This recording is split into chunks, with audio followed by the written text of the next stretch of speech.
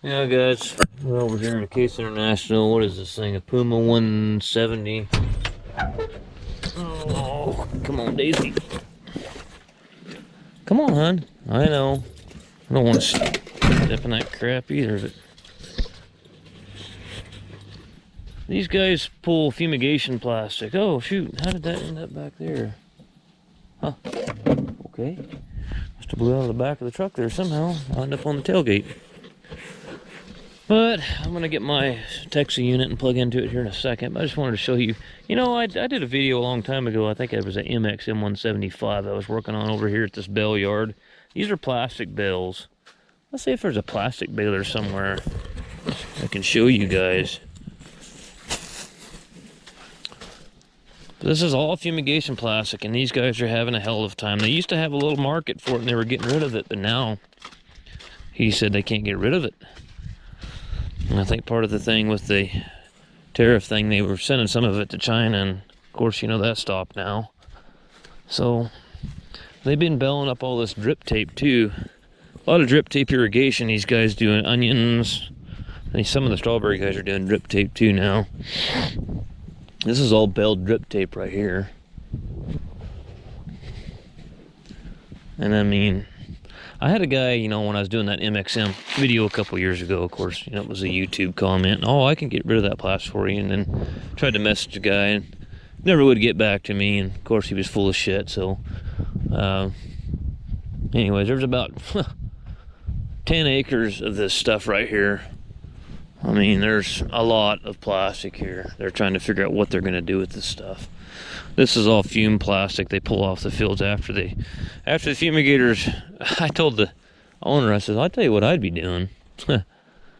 If you can't get rid of this stuff, I said, I know you've raised your rate because you're pulling this plastic off the field for them, and you're trying to take care of the plastic problem for them. But I says, if you have to, I'd drop my rate and tell them, you keep that shit.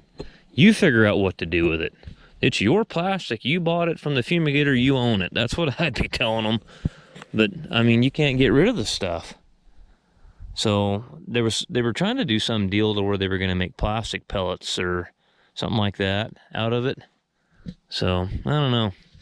This is a plastic baler right here. It's got a great big, I don't know if you can see it here. I'll look back here, but here's the twine. These guys just manually tie this, but there's a big plunger in here. And it's all ran hydraulically. It's not like a hay baler where it has, you know, knotters and all that kind of stuff. They manually tie that off. There's a guy standing back there, which is a really sucky job. You can probably see the plunger right here. Maybe, kinda. Oh yeah, you can see part of it. Yeah, it's right here. See, this whole thing moves back and forth right here. And it smashes that barrel and compresses it, and then they tie it off, and then they have a door back here that opens up. This big door flops out and it shoves it out.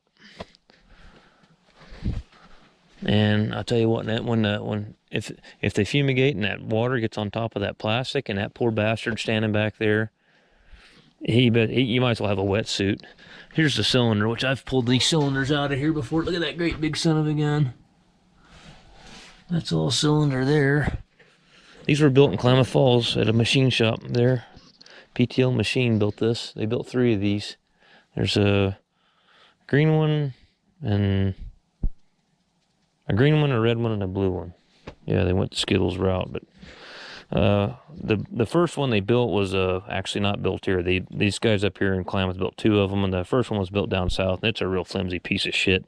It's always broke, but anyway, it was PTO driven, and they were tearing the PTOs out of them constantly.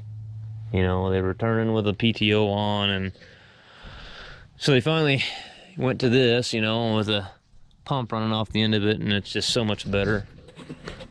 But they're already being told, these guys go way down south to orchards in Bell, because the orchards do the same thing.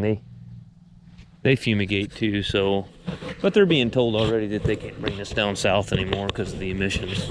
Those John Deere stationary engines, you gotta be kidding me, man. What a joke. But if anybody's got a contact to get rid of this crap, give me a message, and if you're serious. Daisy. Come on, babe. Daisy, come on. Come on. Come on, babe. Now I'm gonna go over here and get the Texas unit out, and this thing will, I got a feeling it's this Puma 170's got SCR and all that good stuff on there, emissions crap, so more than likely it's got an emissions problem. So it's probably got it derated, because he said it would only idle and that's all it would do. All these fields around here, this is the outfit I used to work for, the strawberry nursery. This little piece right here does not belong to him. This guy actually bought this from another guy right over here, that just to store this plastic. All right, well, let me get this thing fired up and let's see what we got going on here. Well, it's obvious. It says right there, SCR failure. So wait for this to boot up. I don't have any service manuals for these Pumas. I'm gonna have to get some, it looks like.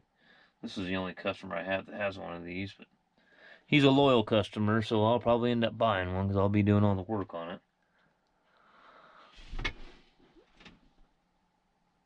Come on.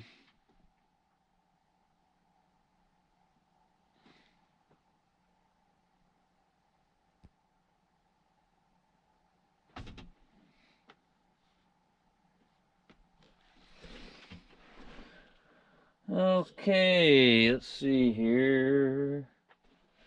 Let's go into diagnosis, agricultural vehicles. I want to go down here to Case IH. Alright. Where is our Puma series at? Magnum. Puma series right there. It's going to be a Tier 4 final because it has SCR on it. CVT. It's a full power shift. So this one's a full power shift, I think. Yeah, it's a full power shift. It's not a semi-power shift. So we're going to say this is a Puma 170, 150 to 165, 185 to 200. Huh.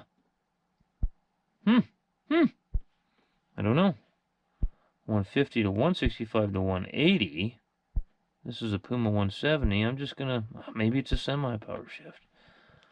I don't know. If it was green, I would have a little bit better idea. Okay, Bosch EDC 17 CV41 diagnosis.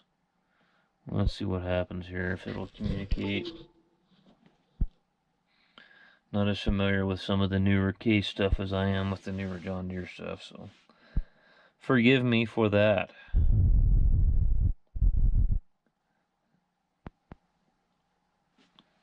Turn on the instrument panel. It's on. Wait for approximately 30 seconds. That green light is blinking. That's usually a pretty good indication that it's going to communicate. Control unit variant not recognized. So I've obviously got something. I'll confirm it, but it doesn't like what it's seeing. It doesn't like that, so let's end the communication. So I'm going to go back with I don't know, I'll probably go back with let's go back to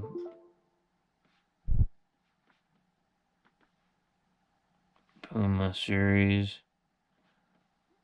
I'm sure it's got to be a Tier 4 final. It's got a SCR on it. Let's go to full power shift on this one here, and let's just. That's the same controller that was in the other one, so that something ain't jiving here.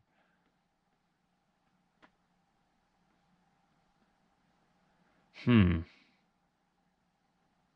that just can't be right. It can't be an interim. Let's just see here.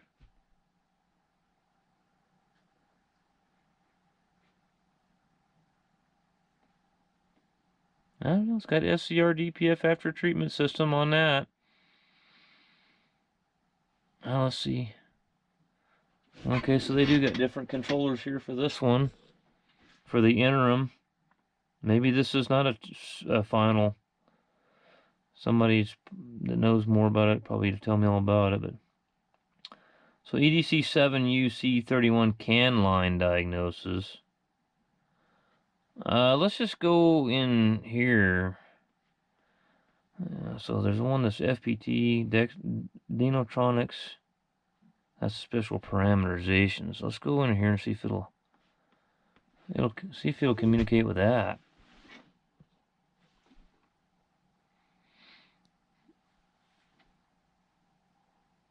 Some of this case stuff is kind of like speaking Greek to me. I don't know. I mean, the SCR is all kind of the same kind of stuff, but well, we obviously we're on the right one now. Okay. Sensor group 3, supply, heater input line, main relay opens too early, too late, add blue pressure, too low during the system start. Okay, so what's one? And I don't see, it says SCR failure, but usually these are red when they're active. I'm going to, let's see here. Let's go to diagnosis and recording. I want to record. That way it'll, recording done. That way I can go back and look at those.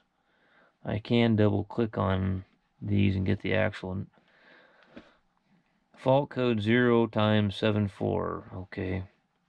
Whatever. Okay. I wonder if the heater line's screwed up and then it's froze the line. That's what I'm wondering. Let's clear these, and they should turn green because they're when they're yellow, they're in memory. That means they're not active.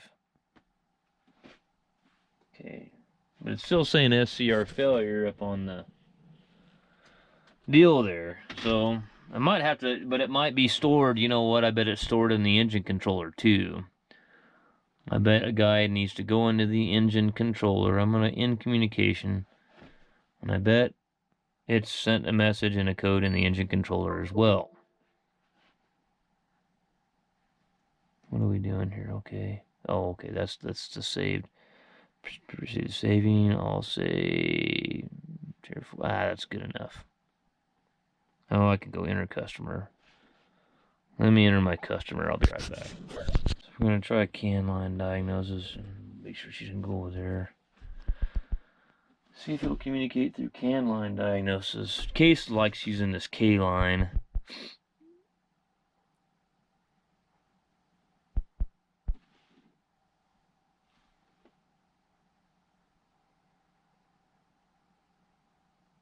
No, okay, so yeah. See, there we go. Engine brake relay, heated fuel filter relay, couple reductions due to emission threshold overcoming.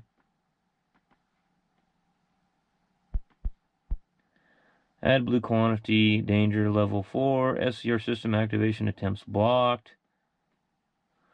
Alright, so what is the guy? Now on a John Deere. On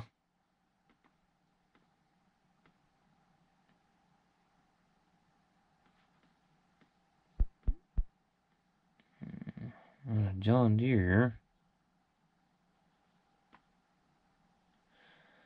A John Deere, I would just end up.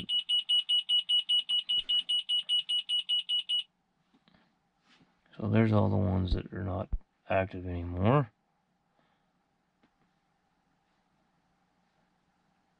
Alright, so I think on these, I'm going to go back out of this controller. I think you got to go into this counters reset bullshit on these cases.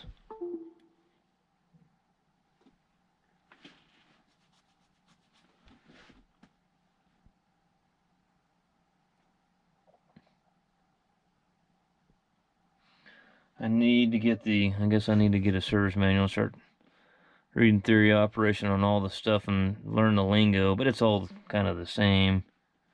We're going in there. Engine start, counter reset. Oh, okay, it's just like that T4110 that I did. Counter reset, inducement system unlock. So you got to go in here and unlock it. Oh, now I got to hotspot it because they want me to be hooked to the internet. I'll be back. If I can get, I may not have good enough. I don't have very good reception here. Now that SCR thing is not on there now, so we're going back into this engine controller here, the ECU, and see if we can, at least we can get it running and try to figure out, when you get a whole laundry list of codes, record them that way you've got them. But the best thing to do when you get so many codes like that is try to get them cleared and then get the thing going again and see what comes back as an active fault. So we got a heated filter relay couple reduction due to emission threshold overcoming. I'm not sure what that even means, but whatever that means. Couple reduction. Okay. So I can actually clear at least the SCR. Went away for now. So the only ones I've got is couple reduction due to emission threshold overcoming. Engine brake relay. I'm not sure what that's engine brake relay.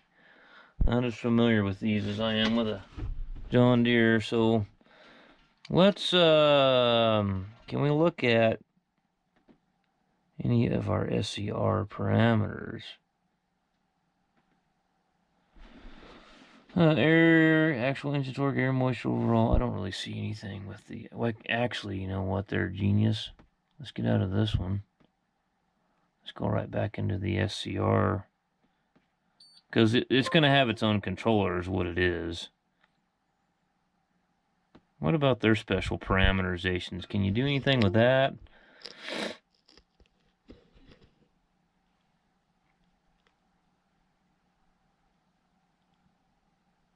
No, I'm sorry. I'm set in my ways. I like the green stuff better. I'm just used to it, and it's not. I'm not saying it's better or worse. I'm just used to it. You know, it's the thing. It's that engine restart counter reset crap. So we don't need to do that. We already did it. That's why I got the code, the SCR failure code to go off. So let's go into the actual the Dynatronics 2 controller. These Pumas and these MXMs, they're basically a New Holland tractor painted red is all they are. You got to get you a Magnum or something if you want something that's worth a damn. Let's see if we can look at any parameters in here. Oh yeah, we got all kinds of stuff we can look at here. Okay. I want to look at my AdBlue, see, I want to look at my pump. So there's my pump speed. Ambient pressure, 12.55 psi, that makes sense. Why does this battery voltage say 28 volts? That doesn't make any sense. This is a 12-volt system. Do they do something with an inverter or something? Or what do they do? I don't know. That doesn't make any sense to me. I would think that would be a 12-volt system. AdBlue temperature is 55 degrees and in the box. There's our upstream catalyst converter temperature. I can't understand. Okay, the tractor's... Okay, they must have just shut it off before I got here. Hold on, I gotta take this call. Okay, so let's go back into this. Go pump speed. I can look at pump speed. AdBlue quantity in the tank. Okay, 53%. AdBlue temperature in the tank, 69 degrees. So we shouldn't have anything. Well, it could still be froze up in a line. There's my filter heater, flow management valve, tank heater, coolant line heater, on time, duty cycle, can ambient pressure, can water temperature. So yeah, that's making sense now. They just shut the tractor off. Can oil temperature, heater control status via CAN network. That's 1. I'm not sure. 1. Average pump speed. Where's pressure at? Says a mirror valve. AdBlue pressure reduction.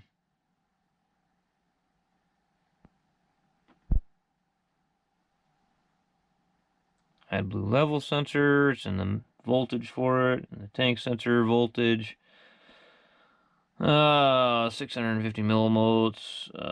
So I'm gonna go back up here. Let's fire this thing up.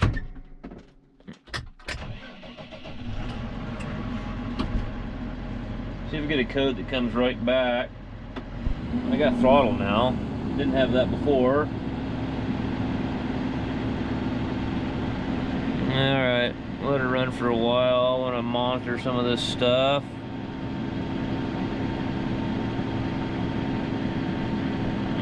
AdBlue pressure. Okay, it's right here at the top. It's 70 psi. We got diesel exhaust fluid pressure. We might have a heater problem. One of those was a heater line. You know, and if it gets to a certain temperature, it's not going to kick the heater on.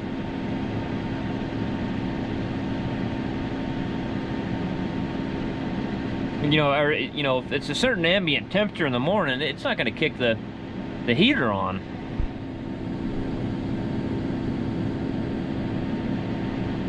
Good pressure there. Is there any kind of heater? Okay, duty cycle filter heater 0%, duty cycle AdBlue tank heater 100%. So that heater, well, let's see here. Where is a duty cycle coolant line heater? Nothing there.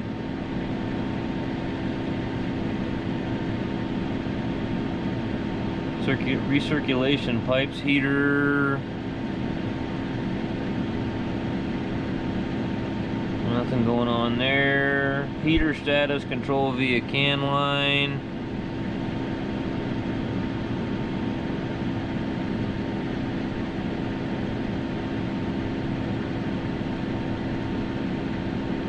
AdBlue pressure reduction.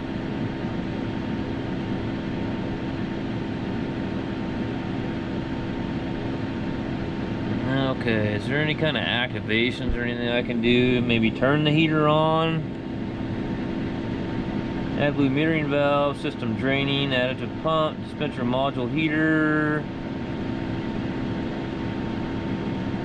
Urea dosing system test. Maybe we should do that.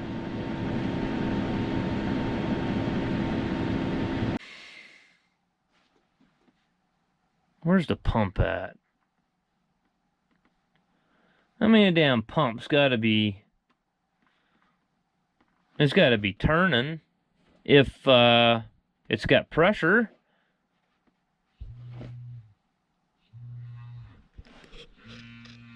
It's activating the pump right there. End of test.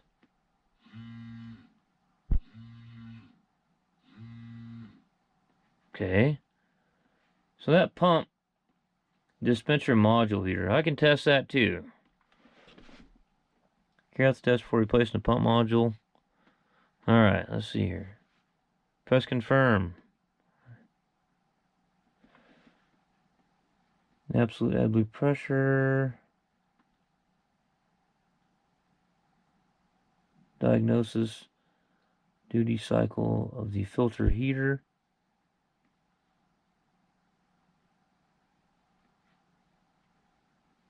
The duty cycle went up to 100%, so it turned it on and then turned it off. I mean, that's going to tell us the duty cycle of that heater, but that ain't going to tell us what kind of amperage that heater's moving, you know, as current-wise. Okay, so dispenser module heater test is correctly completed. Press confirm. Is there like a pass or fail on it, or... Filter group heater. Let's try that one. Kind of hard to... I was thinking I was going to get a code coming right back, but...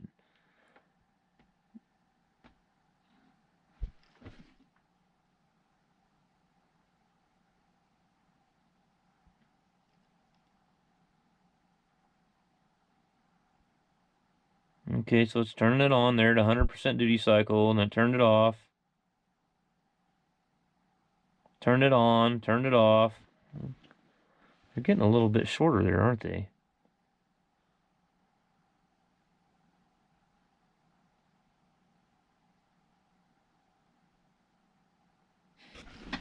Kind of interesting, huh?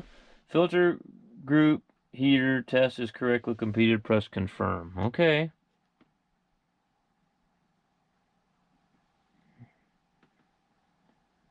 Machine meter valve check. I'm going to try this one again.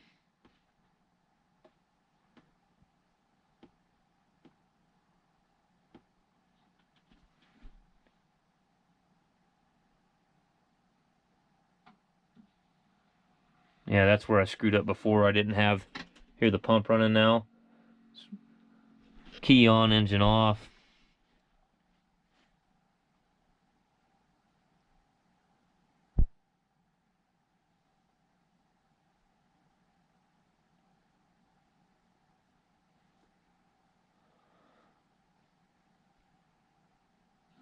So pump speed is blue, the blue line. Red line's pressure. Duty cycle, so purple is the AdBlue pump control percentage. Duty cycle flow management valve.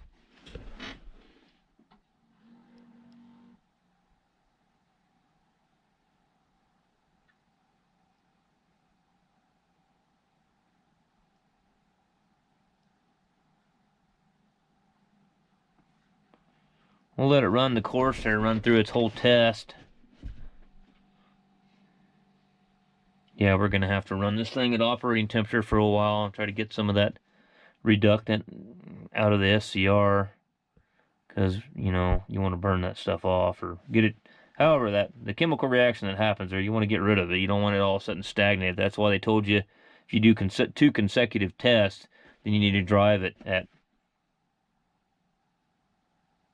There should be a valve. I'm not sure how this on the trucks. You know, they have a valve that'll switch. Sometimes the pump it switches the suction on the pump to where it sucks all the fluid out of the lines. Okay, urea dosing system okay. Confirm or displaying their test result. Cancel to quit. So it's saying it's fine. And there's no active fault codes. Let's start this thing back up. Give her some throttle.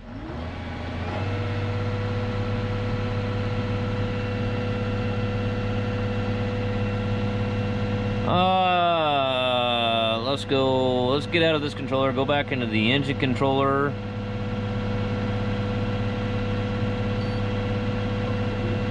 Back into the CAN line diagnosis. I've got all these codes recorded on here, so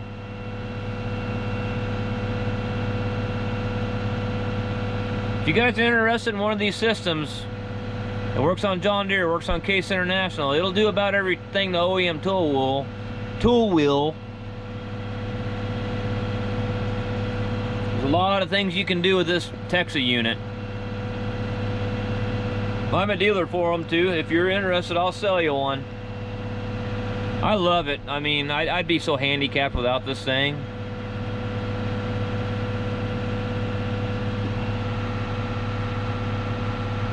The problem with diagnostic tools, there's a lot of guys. Okay, see now this one here is amber now.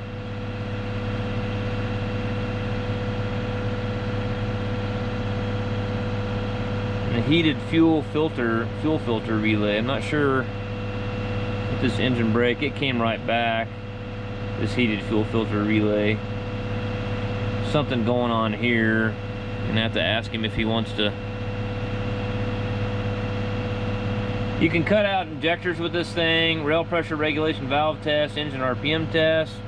It doesn't quite do as much stuff as it does on the John Deere's, but this is the main thing. You really, I mean, I think actually if you go into the engine, let's get out of this. If you go into the special adjustments, I think you can do a forced regen on it. I know on the John Deere's I can do forced regens all the time. Challengers, Cat Challengers, I can do the newer ones, I can do them on.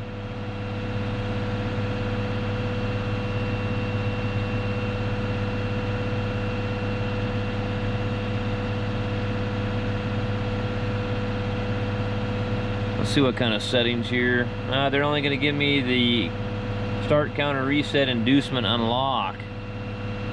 Okay, well, I should be able to do a regen on this thing. I wonder if this is set up like that T4110 where it doesn't really regen. They're just, I think that T4110 doesn't really even have a particulate filter on it.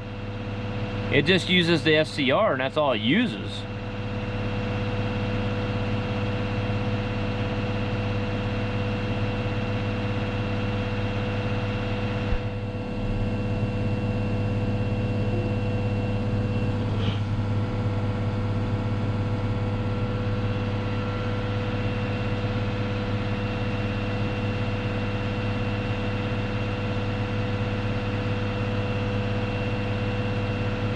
Alright, so I wonder if you can go over here, add blue module replacement. How about activations? Add blue additive pump, dispenser module, error cleaning, metering valve check. I don't think this thing even has a particulate filter on it. I don't think you do a forced regen on this thing.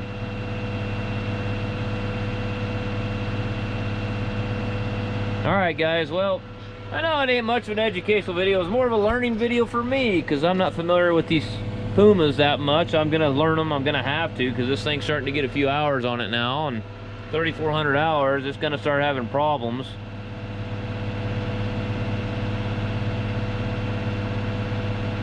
But we'll see what happens in the morning when it's froze up again. We'll see if we get a heater fault or something like that. I got a feeling we got a heater going bad or something in it, causing us troubles. You should be able to shut the tractor off after you ran it like this, and that add blue pump should pump that fluid back out of those lines.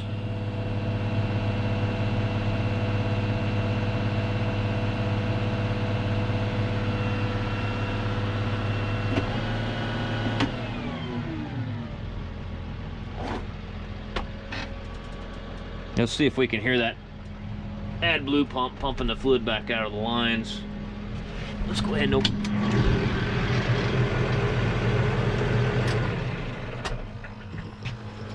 The system seems like it's working the way it's supposed to. This tractor's really been, it's been really trouble free for them, really. I mean, since they bought it new, I think I've hardly done anything to it. I think about the only thing I really had to do, I had to pull the loader frame off one time and they broke a bunch of bolts in the loader frame. I had to change those, but